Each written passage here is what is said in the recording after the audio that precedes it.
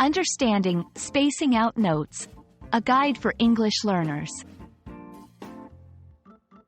Hello, everyone. Welcome to our English learning series. Today, we're going to explore a fascinating English phrase, spacing out notes. This phrase can be a bit tricky, so we're going to break it down together. Stay tuned to understand its meaning and how you can use it in your daily conversations. First, let's dissect spacing out notes. This phrase combines two concepts, spacing out and notes. Spacing out typically means to be distracted or to lose focus. On the other hand, notes usually refer to brief records of facts or thoughts. So, when combined, this phrase might imply distributing notes over a period or area, or it could suggest being distracted while taking notes. Understanding a phrase often involves looking at its use in different contexts. Spacing out notes can be used in various scenarios. 1. Educational setting. It could mean organizing notes over a timeline for effective study.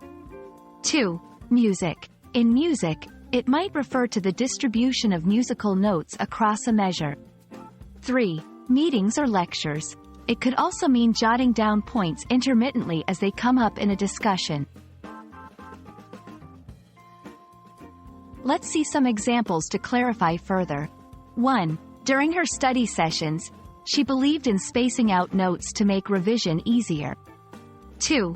The composer is known for his unique style of spacing out notes to create rhythm. 3. I was spacing out while taking notes in the meeting, so I missed some important points.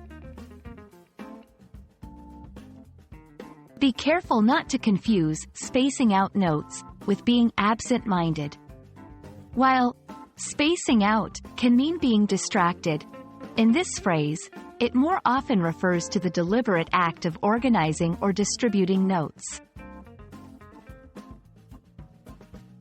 That's all on spacing out notes. We hope this video has been enlightening and helps you use this phrase more confidently in your English conversations. Remember, understanding such phrases can really add nuance to your language skills.